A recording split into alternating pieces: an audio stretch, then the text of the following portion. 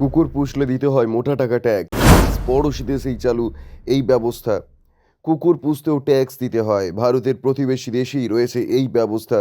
শুধু কুকুরই নয়, ঘোড়া বা হরিণ পুষতে গেলেও আপনাকে কর দিতে হবে পুরসভাকে। ভারতের প্রতিবেশী দেশ বাংলাদেশেই চালু রয়েছে এই ব্যবস্থা।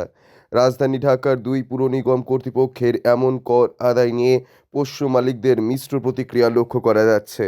বাংলাদেশের ঢাকা উত্তর সিটি কর্পোরেশন ২০১৬ সাল থেকেই কুকুর, ঘোড়া এবং হরিণ পোষার ক্ষেত্রে কর আদায় করে চলেছে। পড়োশি দেশের অগ্রণী সংবাদ মাধ্যম প্রথম আলোয় প্রকাশিত প্রতিবেদন অনুযায়ী সে দেশের সিটি কর্পোরেশন আদর্শ কর তফসিল ২০১৬ অনুযায়ী প্রতি বছর বাড়িতে কুকুর পোষার জন্য মালিককে সিটি কর্পোরেশনকে পোষ্য প্রতি ৫০০ টাকা করে দিতে হয়।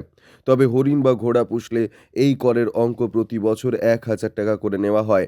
এতদিন ঢাকা উত্তর সিটি কর্পোরেশনে কুকুর, ঘোড়া বা হরিণ পোষার ক্ষেত্রে কর আদায় করা হতো। এবছর চলতি অর্থবর্ষ থেকে একই ব্যবস্থা নিয়েছে ঢাকা দক্ষিণ সিটি কর্পোরেশনও। প্রথম আলোয় প্রকাশিত প্রতিবেদন অনুযায়ী ২০২২-২০২৩ অর্থবর্ষ থেকেই ঢাকা দক্ষিণ সিটি কর্পোরেশনের পোষ্য কর আদায় ব্যবস্থা চালু করেছে। চলতি মাসের ২৪ তারিখ ঢাকা দক্ষিণ সিটি কর্পোরেশনের এলাকায় ১৩টি হরিণ, ১০টি ঘোড়া এবং ৫টি কুকুর মালিকেরা করের টাকা জমা দিয়েছেন। মোট ২৮টি প্রাণীর ক্ষেত্রে ঢাকা দক্ষিণ সিটি কর্পোরেশনে ২৫,৫০০ টাকার কর আদায় হয়েছে।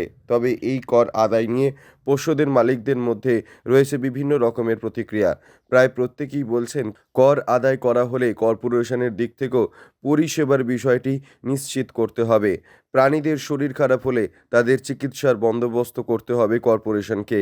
শুধু তাই নয়, সময়মতো প্রাণীদের টিকাকরণের দিকটিও নিশ্চিত করতে হবে পুরো কর্তৃপক্ষকে। অন্যদিকে পোষ্য পালনে কর আদায় নিয়ে বাংলাদেশের পশুপ্রেমী সংগঠনগুলি নানা প্রশ্ন তুলেছে। তাদের আশঙ্কা, এভাবে কর আদায় করা হলে যারা শখ করে কুকুর পোষেন তারা উৎসাহ হারিয়ে ফেলবেন, যার জেরে রাস্তায় থাকা কুকুরদের খাবারের সংকট তৈরি হবে।